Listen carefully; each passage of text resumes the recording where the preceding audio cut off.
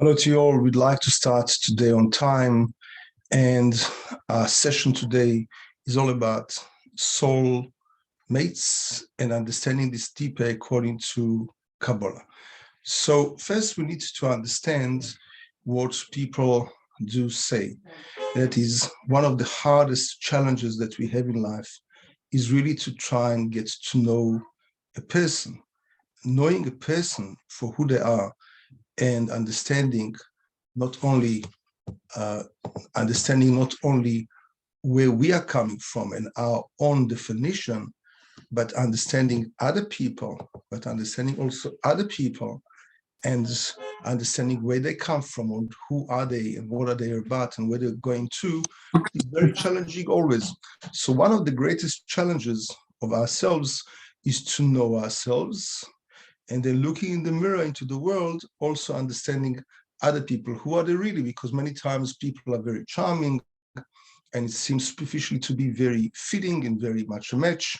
But with time, when we get to know them, we to our great surprise or how should we say, disappointment and frustration, we find that this is not a match. Not that they're not good, but they're just not good for us.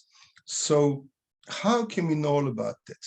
So some people, some very talented people, go to different kind of methodologies of how to reveal the inner engine of people and to understand where we're coming from. What are we all about? So some, for example, go to astrology, which we're going to discuss today, and I'm not negating anything, I'm just going to explain the whole gamut. Some go to astrology, some go to palm reading, some go to numerology, name reading, body language, or just real good dialogue as our parents used to do it in the olden days. We just used to talk to each other and find out if there's a match or not.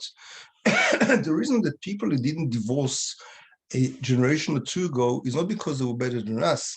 They just thought that family comes first and not their own happiness, so they stayed longer together. Therefore, the divorce rate was lower. Today, we do think that our own happiness comes first. That is the 20th century, 21st century.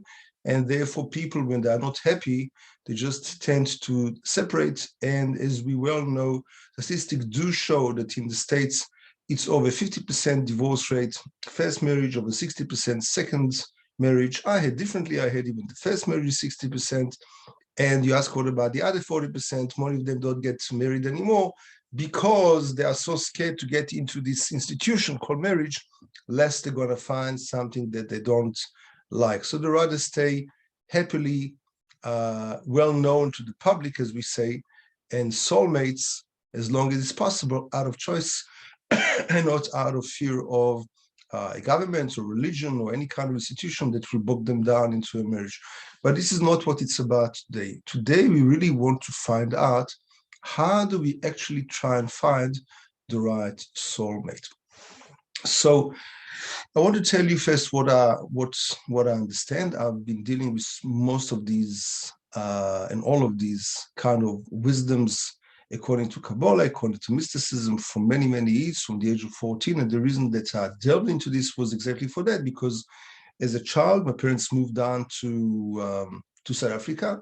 I didn't know the language, I didn't understand the culture. It was a new clique to different children. So my subconscious mind intuitively pushed me to unravel who those kids were in front of me, to try and peel them off and understand who I had business with.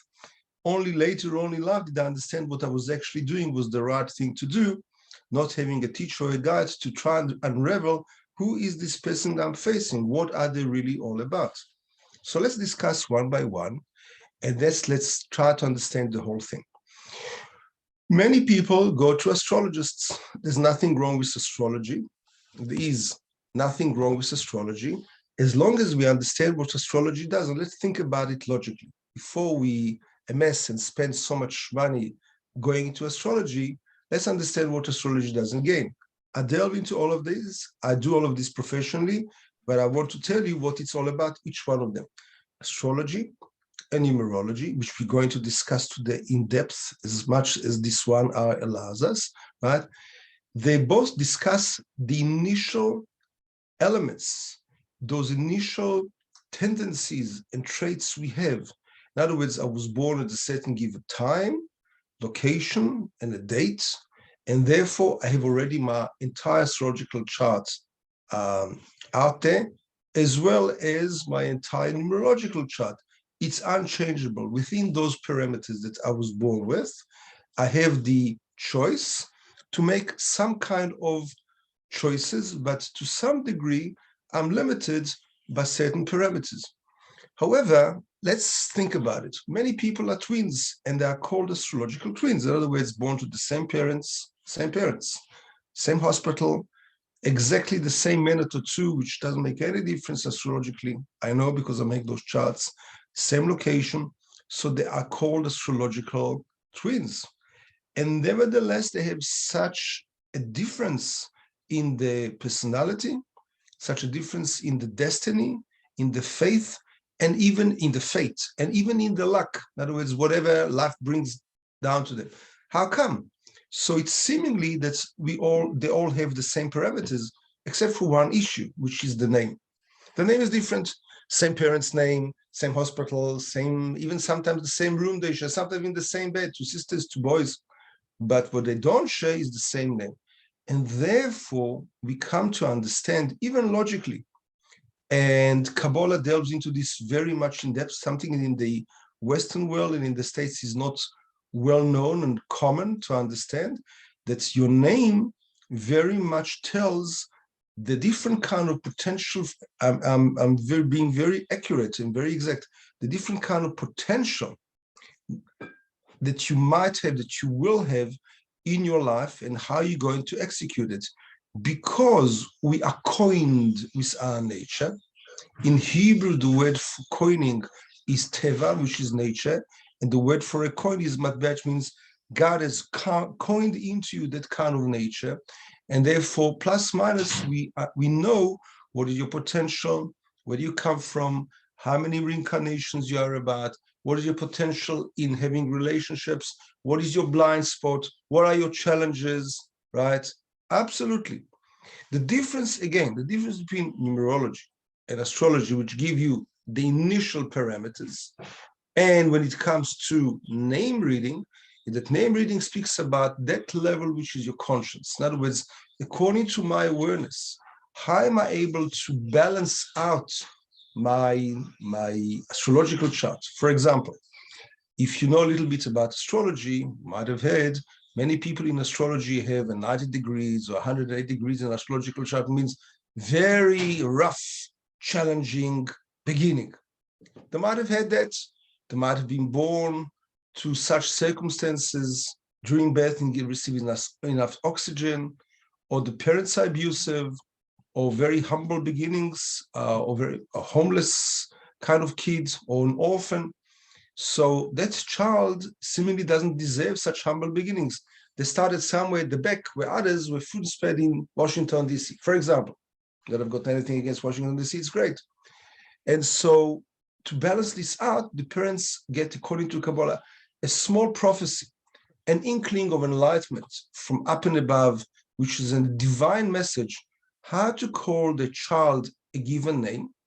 And that name has to counteract, has to balance out those initial challenges the child has, because, and understand that when you are 0 years of age, the first day that you're birth, you get your astrological chart, you get your numerological chart, but when you're 95 or 120, the same chart says, where's your free choice?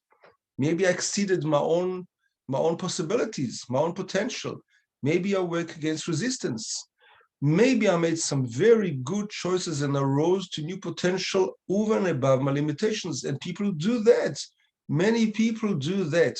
Where do I see it? Well, in the name reading, I start to see the level of my consciousness, and therefore I'm able to combat and to counteract those challenges that were given in my chart. However, my name that was given at birth stays the same name as well. I was given my name at birth, Gil Gershon, and that stays the same whether I'm 0 or 5 or 50 or 120, please God, to all of you as well. And so the question is, what do I do about that? Where can I actually see what I've done? Is there anything that can show me what we call in Kabbalah tikkun, or in English rectification. Anything, any chart, anything responsive that responds and reflects my actions, that will show me who am I today. In other words, when I'm 0 and I'm 5, well, I might have a friend girl, but I'm not going to get married to her. But when I'm 25 or 30 or 40, whatever it is, then it's time to settle down and to find the right spouse and to find your soulmate. And there are 7 billion people around, and 60% get divorced. I don't want to go to make a mistake. I don't want my children to go with one parent.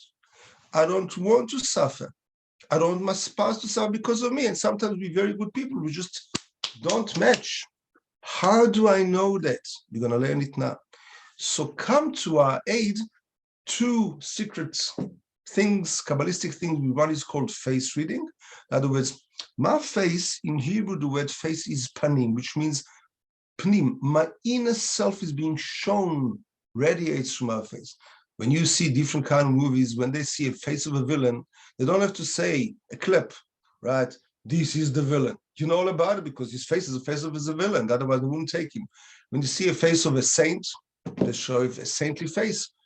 No writing has to be underneath that name, on that character, because you know that face is very saintly. It's very good. It's a very righteous, pious person. So our faces shine with who we are. Yes. Sometimes appearances can be very delusional and can have a pretense on them. And sometimes very nice. I'm not talking about nice faces or pretty faces or handsome faces. I'm talking about the inner appearance of the character. And as I will share with you in short, one of my friends overseas, he married the beauty queen of that country, only to find out a year later, as he related to me many years later, that she was the ugliest person he ever met. She's not ugly, she seems to be the beauty queen. Yes, she's the beauty queen apparently. What do you mean apparently? Superficially. But once I lived with her, he related, I found out she was very cold kind of woman, very cruel, no feelings at all. I didn't know what I married. I made a big mistake. In other words, he saw with his mind's eye only the illusion, only the skin deep beauty, but he never penetrated to see the real person behind it. And many people can put on a parade, can put on a charm that can hold on a few months, a few years, and then they take off the guards and you see who they really are, or it doesn't fit, or people change. So where do I see that response, that reflection, like an X-ray that I know this is the person? So one is the face. If I know that secrets, it's not superficial. It's if I know the secrets of how to read the person's face. And the other one is the behavior or body language. And one of the deepest things is the palms, because the palms, which in the Western world sometimes is considered like Eastern occult and not very scientific. Well, today it is very scientific. It's been researched in many universities and even hospitals in Japan, in Germany. And the result is that 30% of all our nerve endings are in my palms, 18% on my feet. So when you read the palm, all that you are doing is right there in a very specific coded language. So not only your potential is there, but if you have done some very good actions, rising over your potential, rising over your character. For example, let's say that you were born very stingy, but you have decided to override this and to be very giving, like Schindler. Schindler was a Nazi in the Nazi movement, and he saved many Jewish people against all odds, because he could have really been killed for this many times. And he changed his nature, became a very good man. Today he's buried, as I shared last week, in the pious avenue in Jerusalem, in the old city, because the whole nation salutes to such a man who went, and I as well, against his nature. And these people are very few, but you can rise and shine over and above your challenges. So this is what I'm talking about. So to summarize, that we understand the whole picture, astrology, numerology gives you the beginning, your initial tendencies, your attributes, your characteristics, but it only shows potential. It doesn't show what you've done with it. Maybe I've risen over them. Yes, there are borderlines. Yes, it's true. Yes, we should work within nature, but I can go against, I can surprise myself. I can decide, no, I don't want to do that. I want to rise over my nature. Second level is a level of consciousness where I have my name, where my name shows me my previous reincarnations, my potential, what I can do. And again, that name shows me my direction, but doesn't show what I've actually chosen to do. And I do have free choice, right? This is the greatest of human being that none of the animals that we share this planet with have. And that applies to any human being, wherever they are, well, whatever walk of life they come from, or any religion.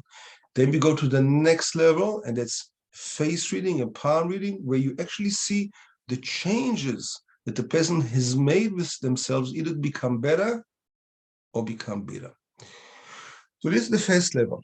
Now I'm going to just allow you to reflect for a minute. This is the way for those newcomers that come. I give about quarter of an hour, 10 minutes, quarter of an hour of like a like a lecture. Then I reflect with you if you have any questions or challenges with what I've said.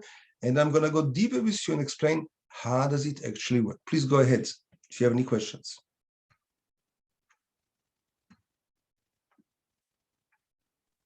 Hello, can you hear me okay?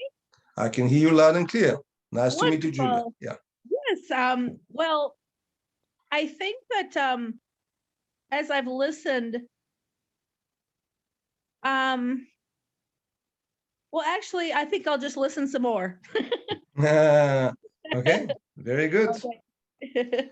Okay, anyone else wants to reflect, to share so far? If it makes sense what I said, yes, please go ahead.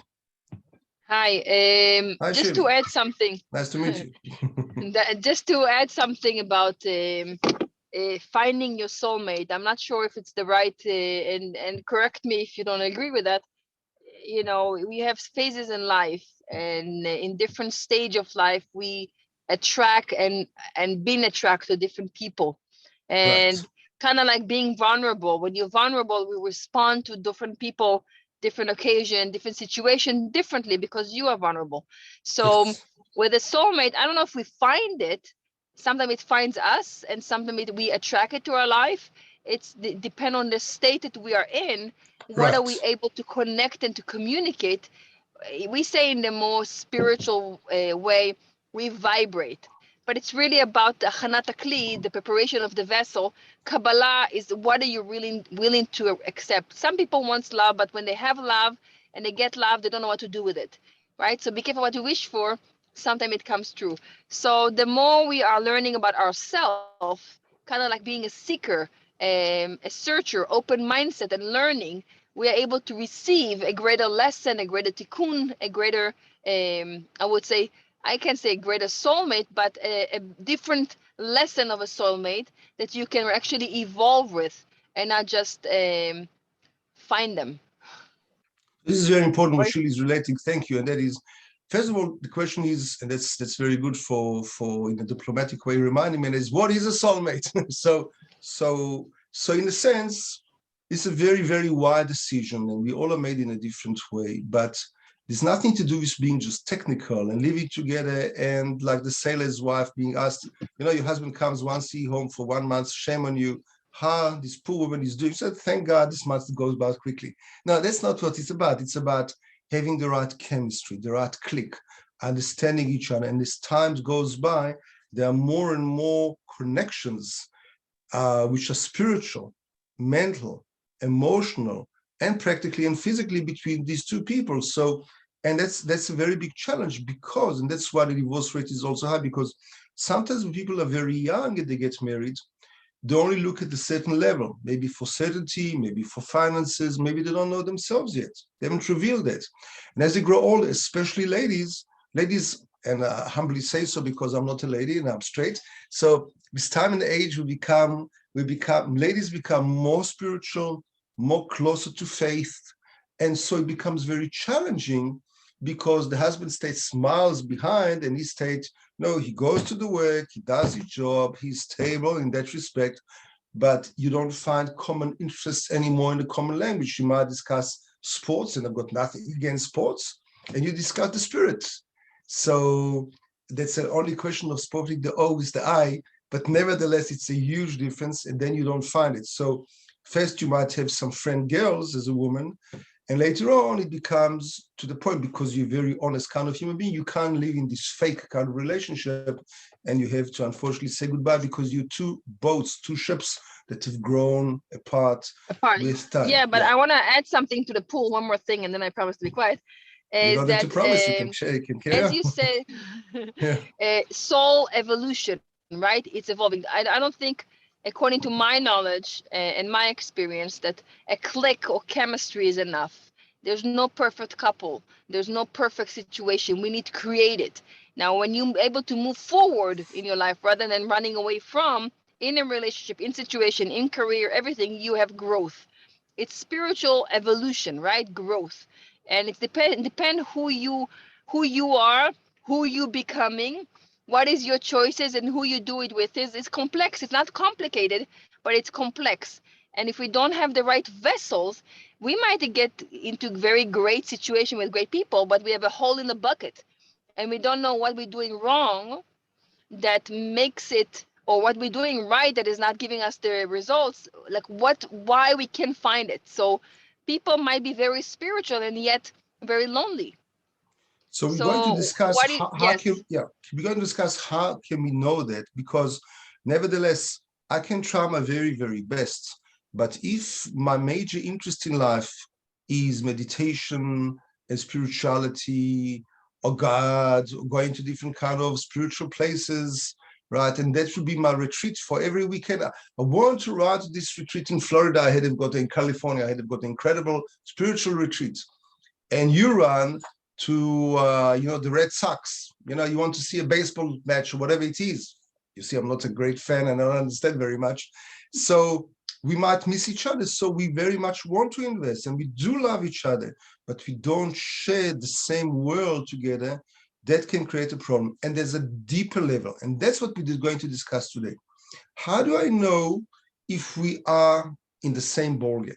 So we're going to discuss a bit of astrology today from a different kick. And that is, we're going to first of all discuss the 4 elements that we are made from, and see where you're holding. In other words, we all definitely know that there are 4 elements out there, and these 4 elements are earth, fire, water, and air. And these 4 elements have been around from the time of Kabbalah, around from the time of the Greeks, and we all know, we all understand that they're in human nature. Now, Kabbalah absolutely agrees with philosophy. And I've been delving into this for many, many years, especially in the book of creation, which is attributed to Abraham the Fourth, written over 4,000 years back. Definitely this is being discussed. And I'm giving you the conclusion. I'm spoon-feeding you with great love and compassion for you to take it as it was. And you can definitely argue with me, that's okay. But I promise a good match and a good fight back. So it works as follows. There are 4 elements. Let's discuss each one of them. And later on, we're going to build on this different kind of the 12 zodiac signs, as much as time allows, but to understand. And I want you to think about nature. The closest you can always do is illustrate in your mind what happens in nature. First of all, let's start with the first element of fire, because that comes first. This element cannot be bound. It needs expansion. It has to break through limits, and it rises to the top. So people that are fiery, in other words, the element of fire sits in them, which will be the zodiac signs of, help me along, that will be Aries, that will be Leo, and that will be Sagittarius. All these kind of elements, they are born to become more leaders. They want to be focused. They want to be the center of attraction. They are very assertive. They're very proactive in what they do. They fall in love very easily, but they can also fall out of love very easily. They can get very, very jealous into love. Again, this is all wonderful and good. It's all compliments. There's no criticism in what I say. However, that energy has to be, like within the engine of the car, has to be channeled. Because if I don't watch my assertiveness, it can become aggressiveness. If I don't watch my jealousy, it becomes possessiveness. If I don't watch my leadership, it becomes dictatorship. So we have to watch ourselves that we don't abuse that gift, that talent, God-given, that was given to us to work with. But again, the title of this lecture is soulmates and matching. So what in nature will befit, will go together with the, again, we're talking about something very, very deep in the human psyche. And if we're going to see, and I'm going to prove it to you today, right? Proven by the law, so help me God, right? Till the judge puts down his hammer and says, we adjourned. And that is, if you think about it, how does the element of fire go together with earth? When fire meets earth, the earth will staunch it down and will shut it down and will suffocate it. The fire is going to scorch out the earth. They don't go at all together. When it comes to human nature, because it says clearly in the Bible, from dust you come, from dust we rise, and we come, and to dust we go. We are made of these elements. We cannot run away from the very deep Mr. inside. Kivan, Yep. I'm very sorry to interrupt, but I was wondering if I could give you my ex-husband and I know, We're going to do it later. but- We're going to do it. Sorry okay. to interrupt you. We're going to do it All later right. as soon as I'm done with that, and we'll have time for questions, and we can. Okay. Right. The reason is because many people later on also watch it on my YouTube, and if we allow everyone's questions right now, so that's going to be very much not organized, and as we call it professionally, pleasantly confused. And I like to, so with your permission, we're going to do your husband and your children, wherever it is, as soon as I'm done with it. Okay. Okay. I promise, please God. So that won't work very well. So in other words, I can have the best intentions, and as a man can be somebody who looks very perfect as a woman, or a friend, or a sibling, or a parent, or a child of mine. But we're not going to work very, very well together. And again, soulmating, you see in the Bible, King David was a soulmate together with Jonathan, the son of King Saul. They loved each other and said, your love is dearer to me than the love of ladies, the love of women. They really adored and they loved each other. Again, they were both straight, they were both married, but they really clicked. Their chemistry was there, obviously because they weren't opposing and conflicting kind of elements. This is the first thing. So I can have the same perspective, and we can all talk spirituality till we blue and black in the face, but if we don't go together because of different energies and frequencies and vibrations, and Dr. Shirley said at the beginning, it's not going to work. So fire is very, very quick, very fast, wants to rise, and is outgoing. Earth, on the other hand, very conservative, very much an introvert, whereas fire is extrovert, very much wants to be at home, very much wants to be within closed doors, and very conservative within different kind of frameworks, which fire hates. Let's go out tonight. No, darling, I want to stay at home. You stay at home again because you don't like people, because you're so depressed, because you're stingy. No, none of that. I'm just a homely person, says the earth guy. They won't be able to find the right language together because it's two different energies. The fire will say, well, let's go tonight to Las Vegas. Let's be spontaneous. And he will say, well, we have to say, some money, baby, because we really do. We have to, it's look at our balance. It said, who cares about the balance? Let's go to Las Vegas. So it's such different energy to bring great conflicts in life. So this is very, very interesting. Very, very interesting. And again, we're only discussing now elements, and that can pertain, and that's very important. That can pertain when I want to check somebody out. So I check astrological charts facing astrological charts, numerology facing numerology, hand, palmistry with their hands, face with face, name with name. We don't cross-reference and say, well, there's only astrology, or cross-reference astrology and names. Or, no, each subject, each area has to match. As Shirley mentioned, it's very complex. We are very complex, not complicated, multi-level kind of individuals. It has to be a fit spiritually, mentally, emotionally, and physically. Kabbalah says I can have a few soulmates.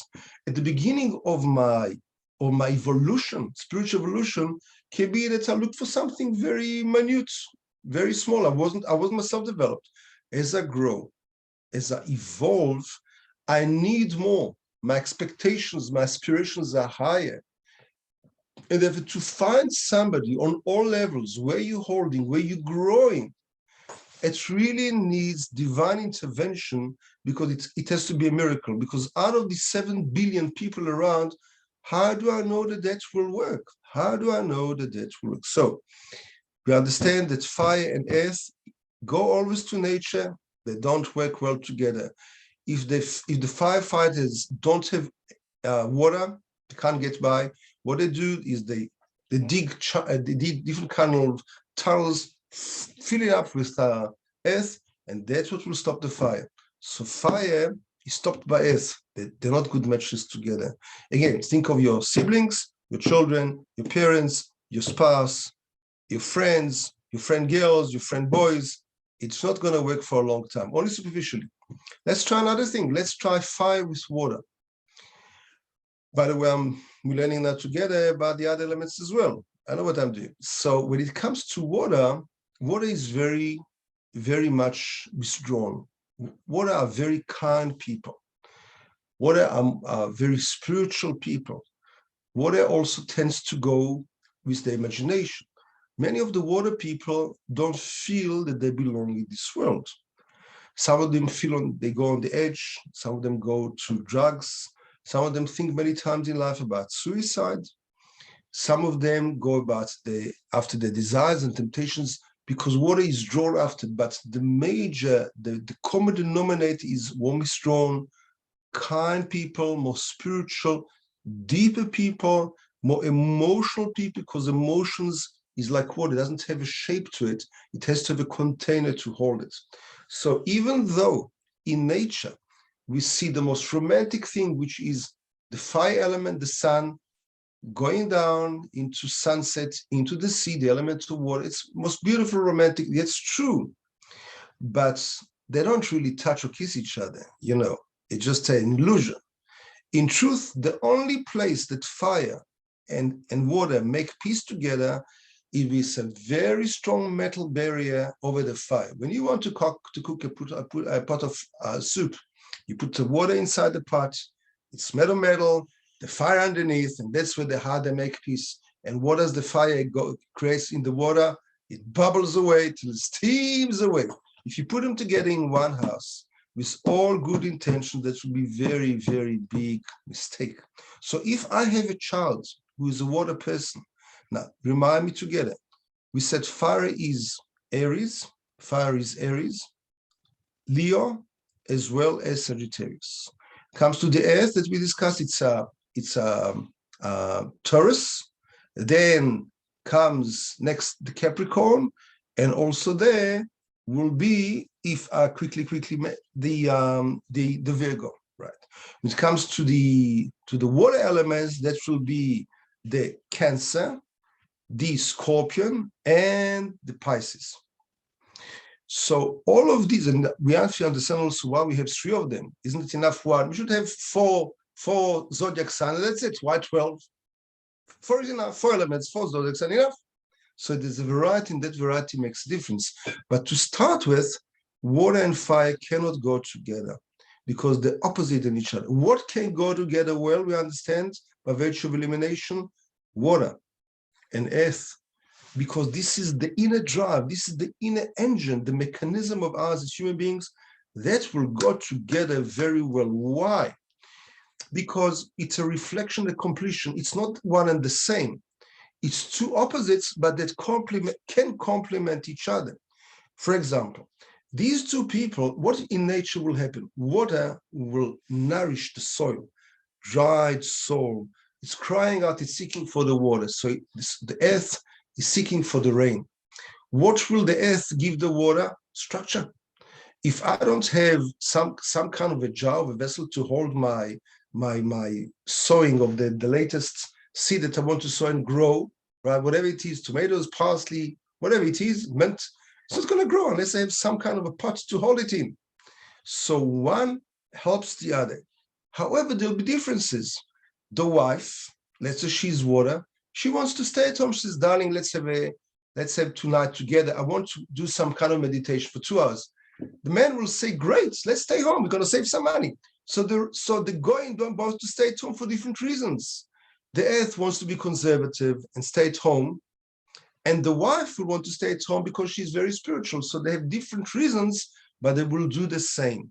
And they will, nevertheless, they will have to, like Shirley said before, they will have to learn each other and go together. You might ask yourself, hold on, maybe the best is for the same people to get married. Fire with fire, air with air, water with water. That's really the best. And some people do. And the truth is, it can do very, very well. They can do very well, and they feel each other from far. If you are fire and she is fire, right? You are an Aries and she's a Sagittarius or a Leo, you will feel each other from far. That chemistry, that intuition will be there, will be there. Will it be a completion? Sometimes yes, and sometimes no. Sometimes it will be a big clash because you both opinionated, you both want to lead. And sometimes it's very difficult for two strong people to lead the same house, unless you're very good friends and you know how to share and to give each other space and to come to common conclusions and mediate between yourselves. That will be very good. So hold on. We said that the earth and the water go very well together. What will be about the fire? There's only one left. The one that's left is air. Air and fire go very well together. Who is air? The air will be Gemini, right? Libra, as well as the Aquarius. All these three are air. What do we know about air? Well, it's very much like fire. It wants to expand and go out, and it does. It's very talkative. It's very communicative. Many politicians, many actors find themselves on the stage. Now listen, this is very important. When you find fire on the stage, like Liza Minnelli, she wants to be the center of attraction. She was very good at what she did, but she needs the stage to be in the center. When somebody is air, they'll be on the stage, but for a different reason completely. They want to give a message across. There'll be teachers, lecturers, spiritual mentors. Many of them will have a very low threshold of boredom. So many of them will call computers because they get bored very, very easily. When it comes to love, fire gets in love very quickly and very jealous. Air is more aplatonic, which means they love. Yes, they do, but they're not very jealous about it. Sometimes people can get the wrong idea when it comes to air, and they go and they play with people. They think that people is a game and they can play with them. So far we discussed the four elements to make sure we both line up on the same page. Earth will go very well. I'm talking about the inner dynamics engine of any human being. And you can be the most spiritual and the most accommodating and inclusive kind of person. If you got that wrong because your inner engine is different, it won't take long before you will see cracks in your understanding of each other. I don't say this is the last stage that will say, well, this is soulmates, but it will be the first stage to check. And again, you check astrology with astrology, numerology with numerology, name with name, face with face, hand with hand. The hand shows the rectification, the final, what you've done with yourself your entire life, what your growth, what your evolution. If you don't check all these levels with somebody that really knows, you can really go very much astray and you can really go wrong. And that is part of the reason that we see 60% divorce, because people that got married only 1 year back or a few years back, they didn't think they made a mistake. They really fell in love. They thought they were in love. They thought it was the last time they are going to walk into that marriage, bride and groom, and get it right. So how come very easily, very quickly, they found it was very wrong? Because they didn't live with each other and didn't see that inner nature, which only popped out now, and that they cannot change, and trying to change is impossible because it's coins, it's ingrained into us so strongly.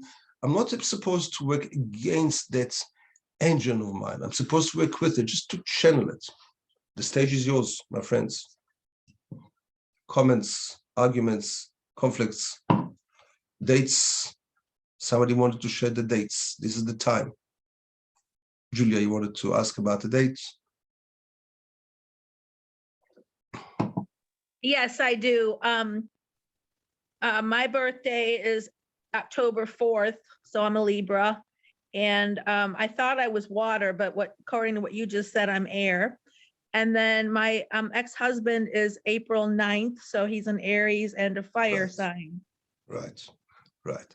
So you see, for example, that you are air and he's fire. So seemingly there should have been a good rapport there to start with, and obviously people get married for the right reasons, not for the wrong reasons. You know, the last person that left on the island was the husband, so we got the guy. What can we do? No, but nevertheless, with time, I'm sure you mature, responsible, smart adult, you made the right decision, and you saw with time that you developed in a different kind of way and didn't go together. However, the basics is very good. Air and fire should really work together.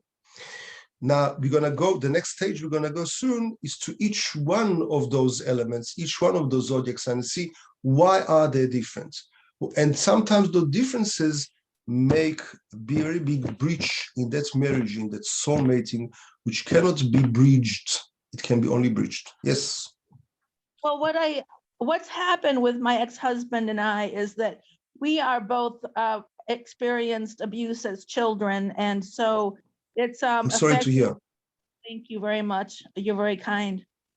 So what's happened is his was way more profound than mine, and so he's been, he has psychiatric conditions, and so do I.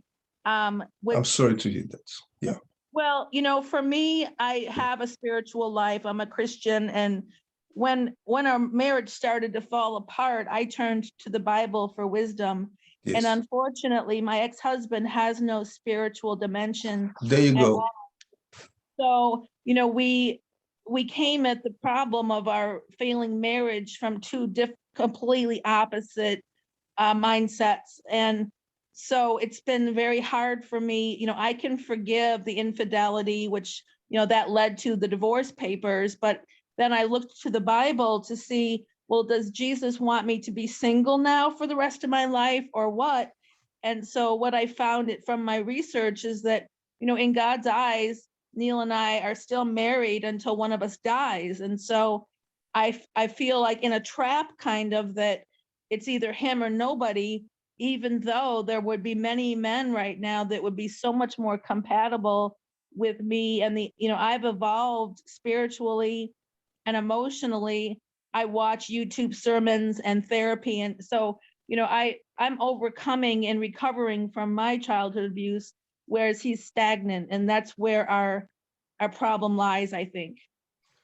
I understand. So thank you for sharing. We obviously not going to open it too much because you don't want to reveal too much of your private life, but I will share with you that one of my patients is a bereaving woman who's widowed. She's not young. Both of them were feds, and both of them are Catholic, right? And so when he came to the marriage, she was already divorced, even though he's Catholic, which according to the Catholic way, you're not allowed to get divorced and you cannot marry another wife. So they went somewhere here in Arizona to a certain priest. And he said, I can't marry you off because you're Catholic. So he says, how much will it cost? No, seriously. Well, he said, if you come to me privately, we can arrange that. And it was arranged. And they were married together for 30 years, very, very happily. And she definitely found his soulmate. So it's not, if you look in the Old Testament, you definitely see that marriage is not a thing, a sin. It's not a death sentence. It's a life sentence. So if you really feel that you're in the wrong place, there can be ways to amend it, as you say, and you're not supposed to live your life in trauma and in grief and alone as a human being, because that's definitely not God's will. And the only place, and I've researched it for many years, in the Bible, it says not good, is it's not good for a human being to be on its own, because it shatters you, the loneliness, the depression, the inability to share, to rebalance your thinking, to vent, as we call it professionally, but with somebody else is so harsh that God is all good. God is God and compassionate. There's no way that God would want you, you as his beloved son, a child, daughter, to live such life. Anyone else wants to, and if you want, we can share more of this privately. I just want to move forward anyone else wants to share something about what we said now that we can move forward? Grace or pleasure? Anyone that I see in front of me? See quite a lot.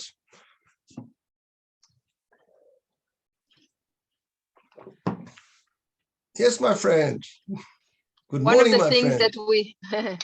One of the things that we learn in Judaism and we learn in spiritual quest, no matter if you're Jews, if you're Jewish, Christian, Catholic, is about the free choice. How much free choice if we have our date of birth already set for us, and also the day we're going to depart from this life.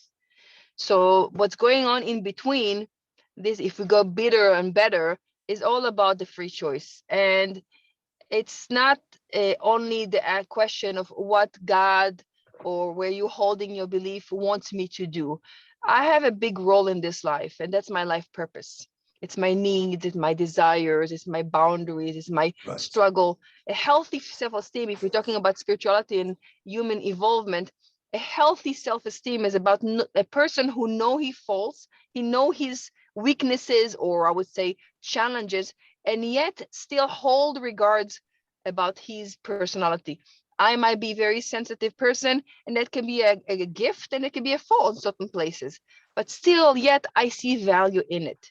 So part of the human evolution and growth is about recognizing our weaknesses and yet have a choice how we navigate with that person of who we are. We call it in Hebrew, להפוך יצר ליצירה, to take the desire into a creation. And I can't tell someone who is aggressive, stop being aggressive. It's not going to work for him. I can channel, I can help him navigate his nature into certain areas of life or choices where it can be applied and have a flow, and then he can be focused, because some of the word yetzer, desire, yetzirah, creation, is also tzir and tsar, narrow it down.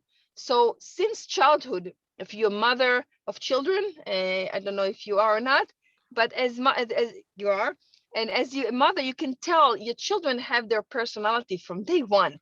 Oh, pretty absolutely. much you can tell who So they help are. us, And if God. I'm trying and if I'm trying to educate them according to who I am, I might find a great resistance, because I can be artistic and my son can be very logical, or vice versa.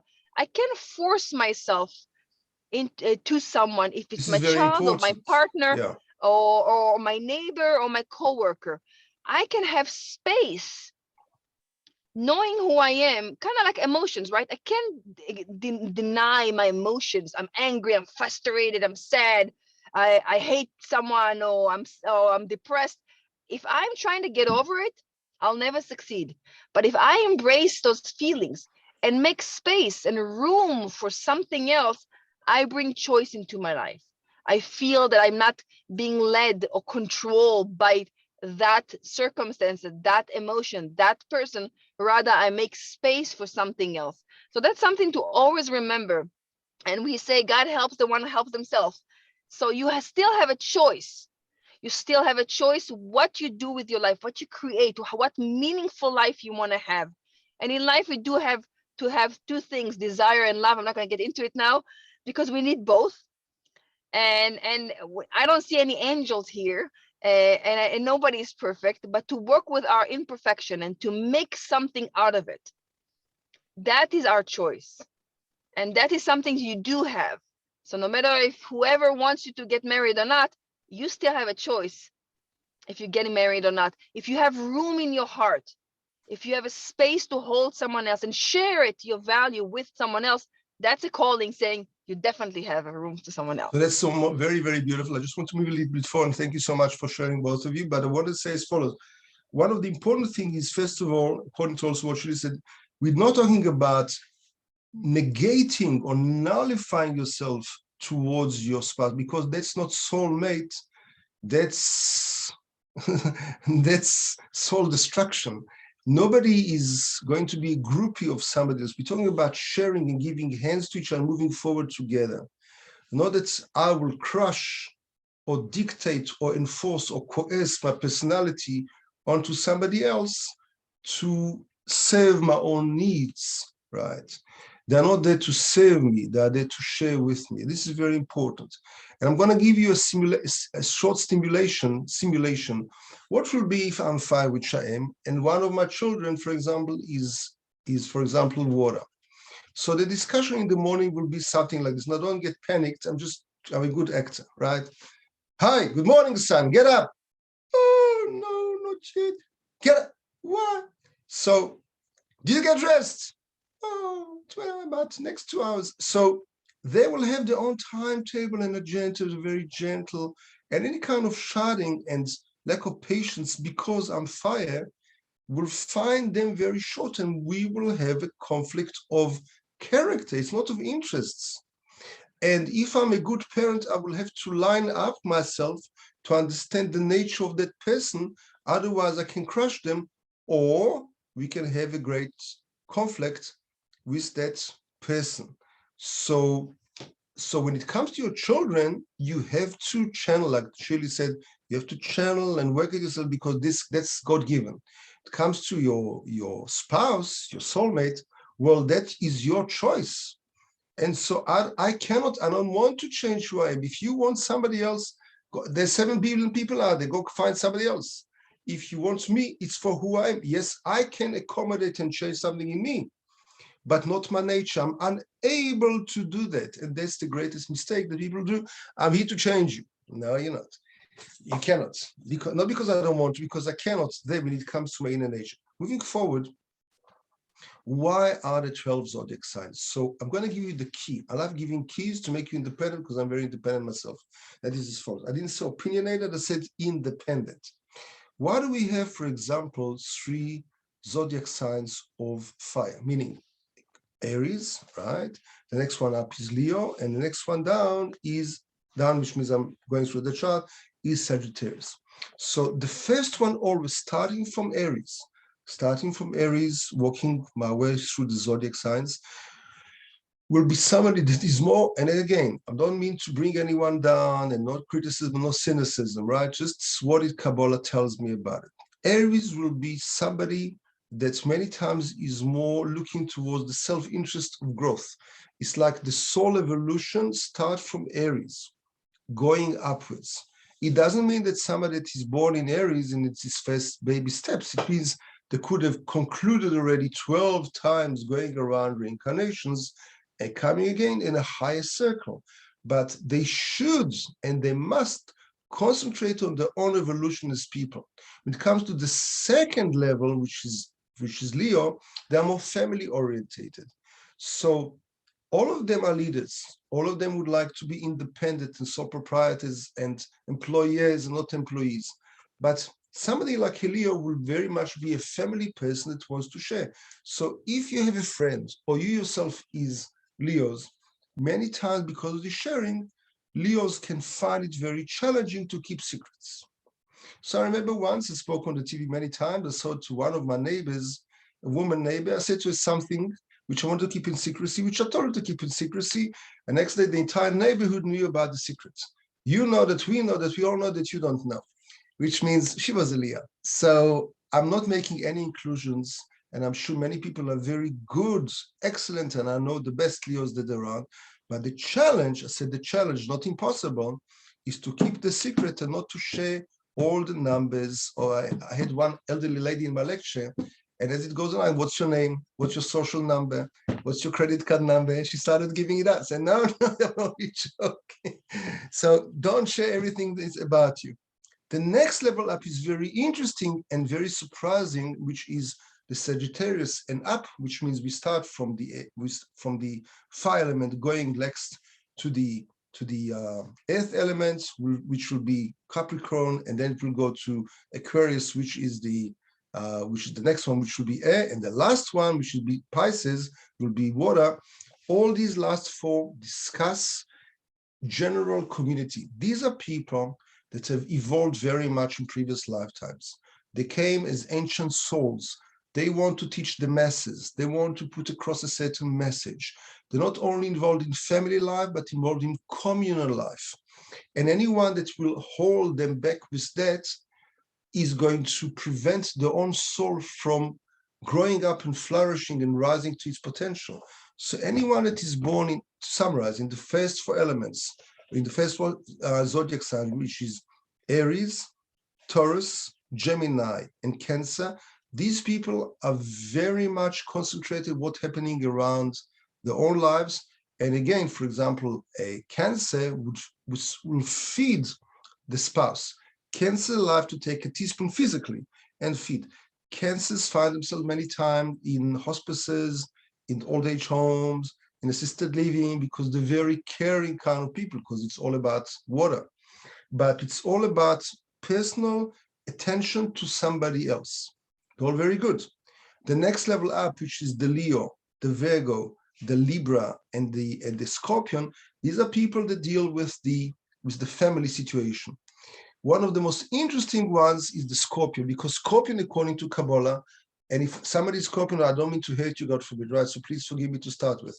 And that is, they remember the previous lifetime. They've got a very rich inner emotional world. The challenge is they don't show emotions out. They've got a poker face. They hold all the emotions inside until the best, like a Scorpion. And therefore, the suggestion there is have somebody to vent with, which I tell all my patients and clients in our clinic, speak, find a friend to vomit it out with, because you cannot hold all this load, this dam of emotions inside you. And the next level up will be Sagittarius, Capricorn, Aquarius, and Pisces. These are general souls, ancient souls that came down to this world, and are not just happy with their own individualistic life or just family life. They need to create for the public art, book writing, lecture giving, teaching, communal work, service. So if you find yourself somewhere there, that means that you are an ancient soul that was evolved many, many times, and you need to rectify. So even though for each element, there are 3 zodiac signs, but there's a big difference. The first one, for example, that will be, let's say, the Aries, will be more concentrated individualistic kind of friendships, more selective. The second one, the Leo, will be interested in building a big family, a few siblings, a few children, and it's all about family life and having BBQ on Sunday, right? Whatever it is. And the next one up will be the Sagittarius, will be more philosophical and more about trying to find justice in life. Many of them become philosophers, people with justice, people very much that want loss of space, people that get married very, very late. There are major differences, but the engine is still going to be the fire. Fire attracts fire, and it goes very well together, but it's not really a complete completion. Fire and air go together, and there are 2 opposites that do complement and complete each other. Earth and water go together, 2 opposites that complement each other, and you can work it out. Again, it doesn't guarantee still soulmates, but this is a beginning of a way. The way that our foremothers used to do it 50 years ago, 80 years ago, they used to sit with each other and talk and find common ground, common language. The reason they never got divorced is because family was the center, not the individual, speaking of the lecture.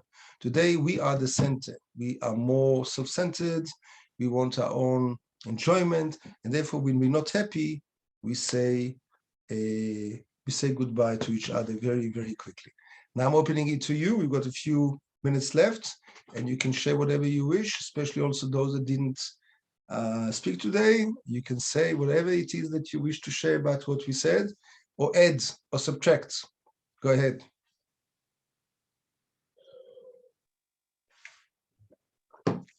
Well, I've given other people a chance to ask, so I didn't hear anything. I'll jump in. Sure, go ahead, Julia. I actually have 2 children, but my daughter, she was born on March 19th. I don't know what her sign is or her element, but the situation there is that she was born in my first marriage, Right. and my first husband was an attorney. And Right. when we divorced and he remarried, he went to court and had my parental rights terminated. And I was unable to fight it for several reasons. But anyway, that was when my daughter was 13 and she's now 22. And I found recently that she's planning her wedding. And so I honored her wishes for years, from the age of 13 until now, and basically just stayed away and looked at pictures of her on her church website and things like that. But But that's I the just, hardest. I'm so sorry to it. It's a very, very harsh, very challenging. By the way, she's a Pisces. 19th of March 19 is still a Pisces till the 21st of March, right? She's a Pisces, which is mean water. Yeah. okay, water. So she, you know, I'm very happy for her. Her life is very balanced, and she doesn't have any of the signs of the mental illness that I've been diagnosed with, which is bipolar. But so my question is, you know, she chose not to respond to me when I reached out to her. And so now, you know, I've always been praying that she would reach out to me and, you know, that her heart would be softened. It's obviously Right. not, it's not yet. And so now I'm feeling like I'll have to wait until she has a child, and maybe then she'll, you know, want me back in her life. Right. So, you know, there's just a lot of things I've had to overcome and accept about life. And I wanted to respond to the lady about, I do have my life's purpose, and you know, and because I've been divorced now for 16 months, I've adjusted to living alone, and I'm at the point Yes. where I'm so I sorry to enjoy hear. it. Right. Yeah, I enjoy living alone now. But so, you know, as far as trying to make my relationship with my ex-husband work, I do have a project that will give me meaning and That's satisfaction in my beautiful. I'm life. happy to hear. Yes, outside of any relationship with any man. So that's a thing I'm very blessed and grateful for. Beautiful. Thank you. Thank you for sharing. And I'm very sorry that's what you had to go through. That's the worst kind of thing. If you look in Psalms 8, it says that the worst kind of a nightmare is to be disengaged from your own children. And there's no harsher decree on the person than to go through this. Nobody deserves this. So I Well, I apologize. know, I apologize thank in you the very name much. of And God that you're going I through know my this. relationship will be restored. And I think of myself as that woman who, when the two women went before King Solomon and both claimed that the child was Yes, theirs, yes, and the right. real mother said, give the child to the other woman. So that's Absolutely, who yes. I am. And I accept that someday I know our relationship will be restored. There's a beautiful YouTube that you can look up. It's called Anita Montoya. She's an Indian American woman who went through clinical death and had a terrible fight in this world with her father, who's Indian, because she didn't want the arranged marriage which they have in India. She's American, and the father was very much against, and so they divorced each other in this world, the father and the daughter. Many years later, she was already grown up and married to the man that she wanted, to his soulmate. And then she passed away. She died clinical death. And then she met her father up there, and he was all willing and expressive and embracing her and said, "I love you so much." I said, "What do you mean you love me so much? You hate me?" Says, "No, I don't." Said, "But you do." Said, "No, that's my ego in this world. In the next world, there is no ego, and I love you so much." And the only reason we did it because of our tradition. I was very afraid that they're going to throw us out of our congregation and community. But the truth is, I love you so much, and they make peace with each other. So it's what we see over here, what we see up there, two different stories. So I really wish for you and for everyone to have peace and love with the children already in this world, to see heaven in this world, and you don't have to wait for the next. Thank you so much for all of you. Have a good evening and good night, and we're going to see each other, please God, next week. God bless you all. Bye-bye.